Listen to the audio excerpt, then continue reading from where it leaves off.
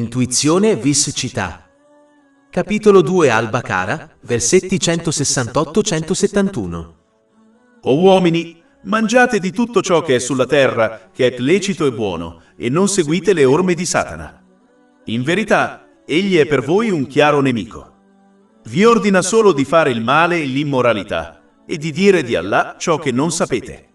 E quando viene detto loro, seguite ciò che Allah ha rivelato, dicono, piuttosto, seguiremo ciò che abbiamo trovato fare dai nostri padri. Anche se i loro padri non capivano nulla, né erano guidati. L'esempio di coloro che non credono è come quello di uno che urla a ciò che non sente altro che chiamate e grida, cioè bovini o pecore sordo, muto e cieco, quindi non capiscono. A differenza di molte altre religioni e stili di vita, l'Islam invita tutte le persone in egual modo verso la pace della mente e il successo in entrambi i mondi senza alcun favoritismo. Capitolo 2 Al-Baqarah, versetto 168. O umanità! L'Islam chiarisce che l'unica cosa che rende una persona superiore agli altri è quanto obbedisce sinceramente ad Allah, l'esaltato, il che implica usare le benedizioni che sono state concesse in modi graditi a lui, come delineato nel Sacro Corano e nelle tradizioni del Santo Profeta Muhammad, pace e benedizioni su di lui. Capitolo 49 Al-Hujurat, versetto 13. In verità, il più nobile tra voi agli occhi di Allah è il più giusto tra voi. È importante notare che, poiché l'intenzione di una persona è nascosta, nessuno può affermare che lui o altri siano superiori ad altre persone. Invece, ci si deve concentrare sull'obbedire sinceramente ad Allah, l'Eccelso, e consigliare agli altri di fare lo stesso. Proprio come il fondamento interiore dell'Islam è adottare una buona intenzione, allo stesso modo, il fondamento esteriore dell'Islam è guadagnare e consumare ciò che è lecito. Capitolo 2 Al-Baqarah, versetto 168. O uomini, mangiate tutto ciò che è lecito e buono sulla terra. Chi guadagna e consuma l'illecito distruggerà tutte le proprie azioni, poiché ha corrotto il suo fondamento esteriore dell'Islam. Ciò deve essere evitato a tutti i costi, poiché chi guadagna e consuma l'illecito non troverà mai pace mentale e vero successo né in questo mondo né nell'altro, poiché Allah, l'Eccelso, controlla i loro affari e il loro cuore spirituale, la dimora della pace mentale. Le stesse cose che ottengono in modo illecito diventeranno solo una fonte di stress, ansia e problemi per loro in entrambi i mondi, anche se vivono momenti di divertimento e intrattenimento. Capitolo 9 At-Toba, versetto 82. Lasciateli dunque ridere un po' e poi piangere molto, come ricompensa per ciò che hanno guadagnato. Capitolo 20 Taga, versetti 124-126. E chiunque si allontana dal mio ricordo avrà una vita depressa, cioè difficile, e noi lo raduneremo, cioè lo resusciteremo cieco nel giorno della resurrezione. Egli dirà, mio Signore, perché mi hai resuscitato cieco mentre una volta che vedevo? Allah dirà, così vi giunsero i nostri segni e li dimenticaste, cioè ignoraste, e così sarete dimenticati in questo giorno. Capitolo 2 Al-Baqarah, versetto 168. O uomini, mangiate tutto ciò che è lecito e buono sulla terra. Un musulmano deve anche sforzarsi di guadagnare e consumare ciò che è puro e sano. Ecco perché il santo profeta Muhammad, pace e benedizioni su di lui, ha consigliato in un hadith trovato in Jami' at-Tirmidhi, numero 2380, che una persona dovrebbe assegnare un terzo del proprio stomaco al cibo, un terzo al bere e il terzo rimanente all'aria. Ciò si ottiene al meglio quando si smette di mangiare e bere prima di raggiungere la sazietà, e se si è invitati a un altro pasto, si può prendervi parte senza allertare gli altri che si è già mangiato prima. Poiché mangiare troppo e mangiare in modo non sano porta a innumerevoli problemi mentali e fisici, chi ottiene una dieta equilibrata e sana, come prescritto dall'Islam, farà grandi passi verso il raggiungimento di uno stato di equilibrio di mente e corpo, che a sua volta porta alla pace della mente. Mentre chi non riesce a mangiare in modo equilibrato e sano, e persino ottiene e consuma ciò che è illegale, otterrà uno stato mentale e fisico squilibrato che porta a innumerevoli malattie mentali e fisiche. Questa miseria in entrambi i mondi è ciò che il diavolo desidera per l'umanità e perciò la incoraggia verso uno stile di vita illecito e malsano. Capitolo 2. Al-Baqara, versetto 168. Mangiate di tutto ciò che è lecito e buono sulla terra e non seguite le orme di Satana. In verità, egli è per voi un chiaro nemico. Per evitare questa trappola del diavolo è necessario apprendere e agire sulla conoscenza islamica. Ad esempio, bisogna sempre ricordare che, poiché la loro provvista legittima è stata loro assegnata oltre 50.000 anni prima che Allah, l'Eccelso, creasse i cieli e la terra, essa li raggiungerà inevitabilmente e nessun altro potrà negargliela né aumentarla per loro. Questo è stato discusso in un hadith trovato in Sahih Muslim, numero 6748. Il dovere di ogni persona è di usare l'energia e la capacità che gli sono state concesse per ottenere la loro provvista legittima. Finché uno adempie alla propria parte, Allah, l'Eccelso, assicurerà che ottenga la provvista legittima che ha assegnato loro tanto tempo fa, anche se deve spostare i cieli e la terra per raggiungere questo obiettivo. Capitolo 11 Ad, versetto 6. E non c'è creatura sulla terra che non sia su Allah, la sua provvista, ed egli conosce il suo luogo di dimora e il luogo di deposito. Tutto è in un registro chiaro. Inoltre, per quanto il diavolo cerchi di abbellire una disposizione illecita, una persona deve ricordare che non potrà mai sfuggire al controllo e al potere di Allah, l'Eccelso, e che non potrà mai affrontare le conseguenze delle proprie azioni in entrambi i mondi. Capitolo 2. Al-Baqara, versetto 168. E non seguire le orme di Satana. In verità, egli è per te un chiaro nemico. Ciò implica l'adozione di uno stile di vita e di un codice di condotta diversi dallo stile di vita e dal codice di condotta prescritti dall'Islam. In realtà, sono solo due percorsi in questo mondo. Il primo percorso implica l'obbedienza sincera ad Allah, l'esaltato, che include l'uso delle benedizioni che sono state concesse in modi graditi ad Allah, l'esaltato, come delineato nel Sacro Corano e nelle tradizioni del Santo Profeta Muhammad, pace e benedizioni su di lui. Ciò conduce alla pace della mente e al successo in entrambi i mondi, poiché Allah, l'esaltato, controlla gli affari e gli esiti di tutte le cose. Capitolo 16, An-Nahl, versetto 97. Chiunque compia il bene, sia maschio che femmina, mentre è credente, certamente gli faremo vivere una buona vita, e certamente daremo loro la loro ricompensa nell'aldilà, secondo le loro migliori azioni. Questo percorso incoraggerà a soddisfare i diritti di Allah, l'Eccelso, e delle persone, il che a sua volta assicura che giustizia e pace si diffondano all'interno della società. Inoltre, questo percorso implica l'adesione rigorosa alle due fonti di guida, il Sacro Corano e le tradizioni del Santo Profeta Muhammad, pace e benedizioni su di lui, in tutte le situazioni. Pertanto, si deve evitare di agire su altre fonti di conoscenza religiosa, anche se portano a buone azioni. Il fatto è che più si agisce su altre fonti di conoscenza religiosa, meno si agirà sulle due fonti di guida, il che a sua volta porta a una cattiva guida. Questo è uno dei motivi per cui il Santo Profeta Muhammad, pace e benedizioni su di lui, ha avvertito in un hadith trovato in Sunan Abu Dawud, numero 4606, che qualsiasi questione che non sia radicata nelle due fonti di guida sarà respinta da Allah, l'Eccelso. L'altro percorso, il percorso del diavolo, comporta l'uso improprio delle benedizioni che sono state concesse. Capitolo 2. Al-Baqara, versetti 168-169. E non seguire le orme di Satana. In verità, egli è per te un chiaro nemico. Ti ordina solo di fare il male e l'immoralità e di dire di Allah ciò che non sai. Ciò può solo portare a miseria, difficoltà e problemi in entrambi i mondi, anche se si sperimentano momenti di divertimento e intrattenimento. Ciò è abbastanza evidente quando si osservano i ricchi e famosi, e nonostante la loro ricchezza e fama, conducono vite depresse e miserabili, anche se sperimentano momenti di divertimento e intrattenimento. Inoltre, questo percorso causa solo la diffusione del male e dell'immoralità all'interno della società, poiché le persone sono incoraggiate a comportarsi come bestiame che è interessato solo a soddisfare i propri desideri e quindi ignorano qualsiasi cosa contraddica il loro stile di vita, comportandosi quindi come se fossero sordi, muti e ciechi.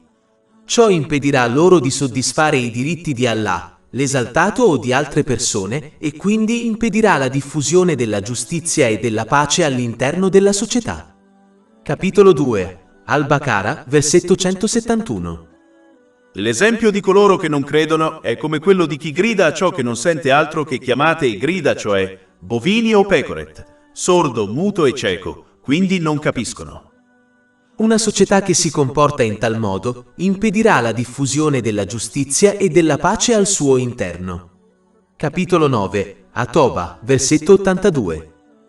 Lasciateli dunque ridere un po' e poi piangere molto, come ricompensa per ciò che hanno guadagnato. Capitolo 20 Taga, versetti 124-126. E chiunque si allontana dal mio ricordo avrà una vita depressa, cioè difficile, e noi lo raduneremo, cioè lo resusciteremo cieco nel giorno della resurrezione. Egli dirà: mio Signore, perché mi hai resuscitato cieco mentre una volta che vedevo? Allah dirà: così vi giunsero i nostri segni e li dimenticaste, cioè ignoraste, e così sarete dimenticati in questo giorno. Bisogna quindi scegliere il percorso corretto nella vita, anche se contraddice i propri desideri, poiché questo è il meglio per loro.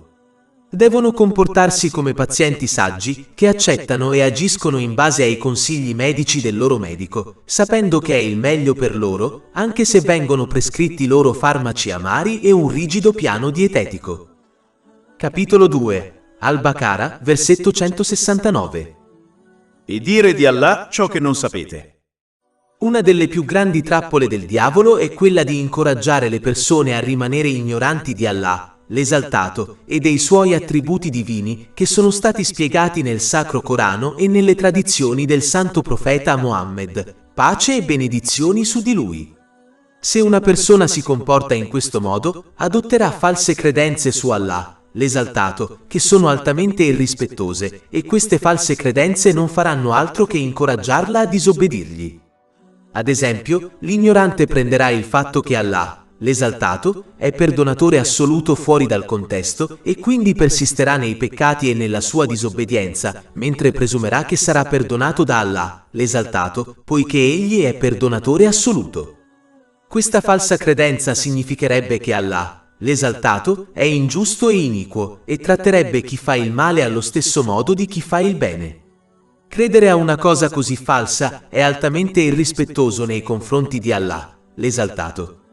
Inoltre, questo falso atteggiamento non farà altro che incoraggiare qualcuno a persistere nella propria disobbedienza, il che può solo portare a punizioni in entrambi i mondi.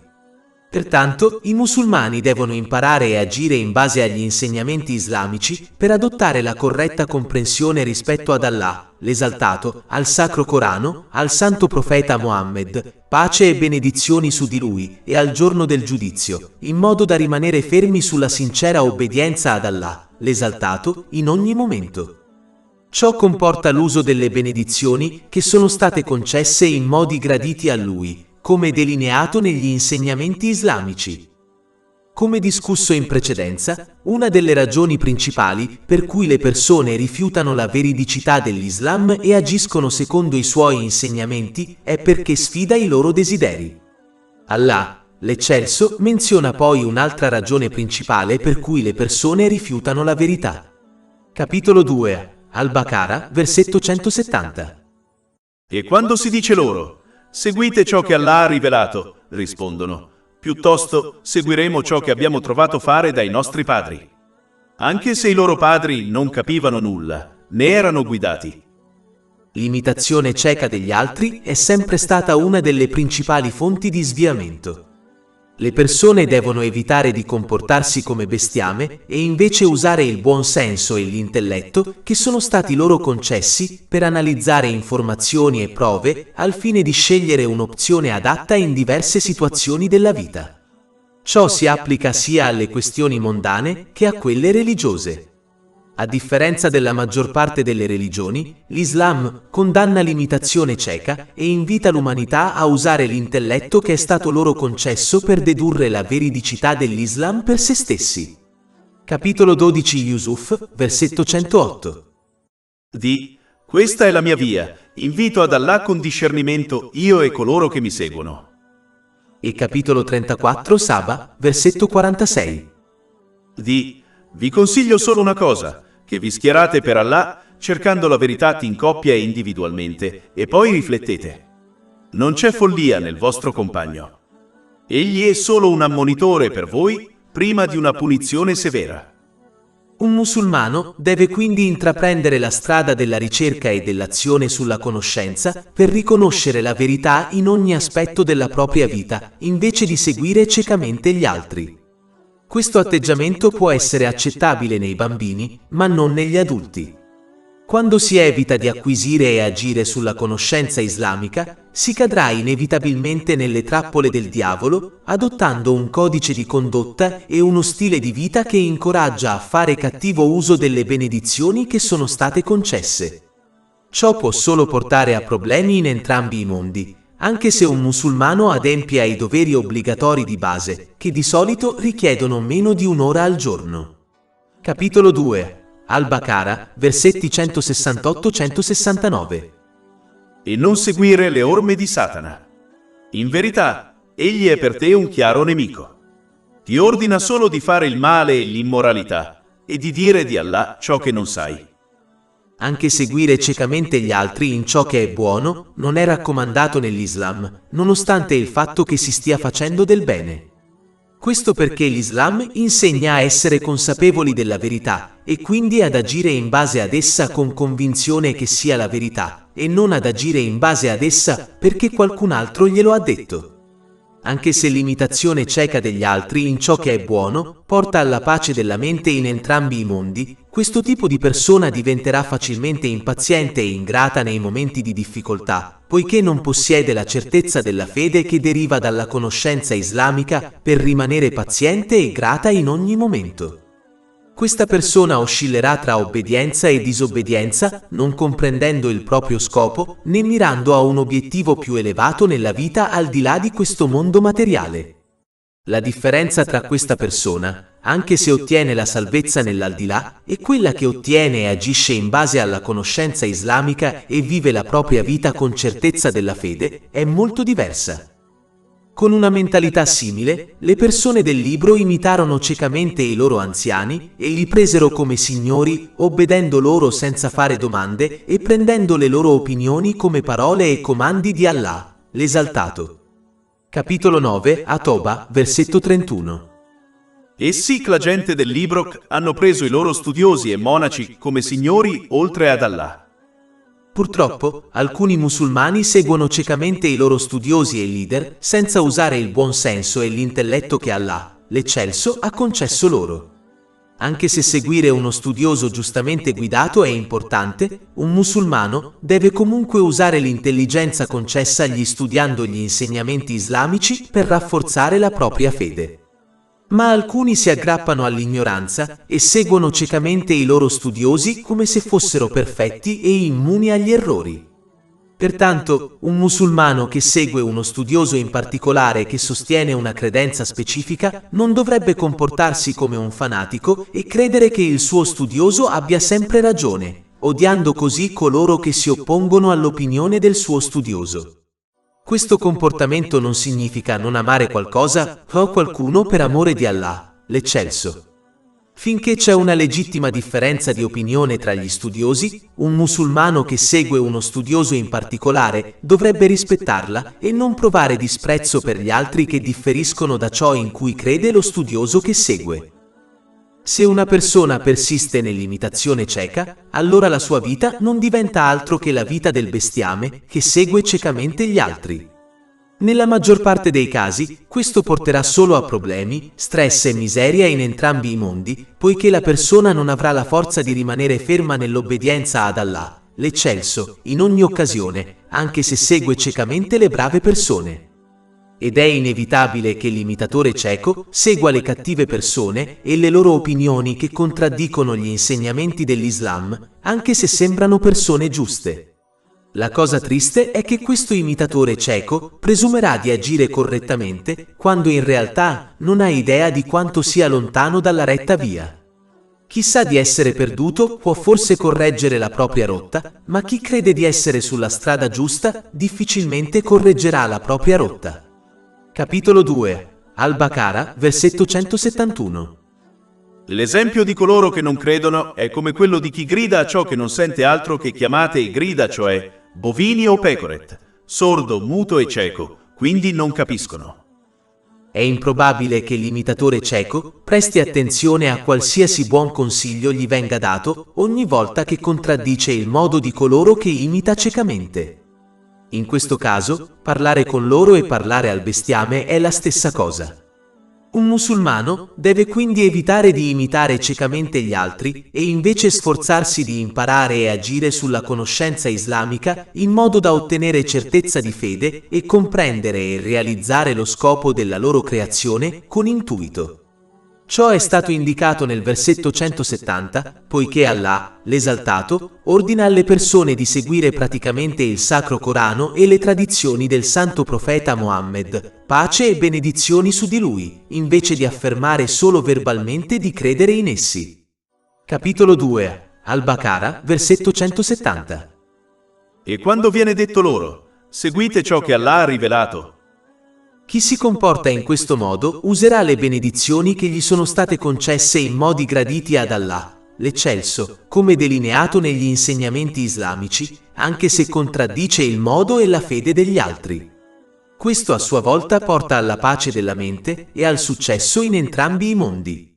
Capitolo 16. An-Nahl, versetto 97. Chiunque compia il bene, sia maschio che femmina, mentre è credente, certamente gli faremo vivere una buona vita, e certamente daremo loro la loro ricompensa nell'aldilà, secondo le loro migliori azioni. Capitolo 2. Al-Baqara, versetto 170. E quando si dice loro, seguite ciò che Allah ha rivelato, rispondono, piuttosto seguiremo ciò che abbiamo trovato fare dai nostri padri. Anche se i loro padri non capivano nulla, né erano guidati. Questo versetto indica anche l'importanza di consultare coloro che possiedono conoscenza e agiscono in base ad essa, sia in questioni religiose che mondane. Una persona deve quindi scegliere attentamente chi consultare nei propri affari e limitare queste persone a coloro che possiedono conoscenza sul problema che ha. Ad esempio, chi ha un problema medico dovrebbe cercare chi possiede conoscenza medica come un medico. E chi cerca consiglio religioso deve cercare chi possiede conoscenza religiosa, come uno studioso.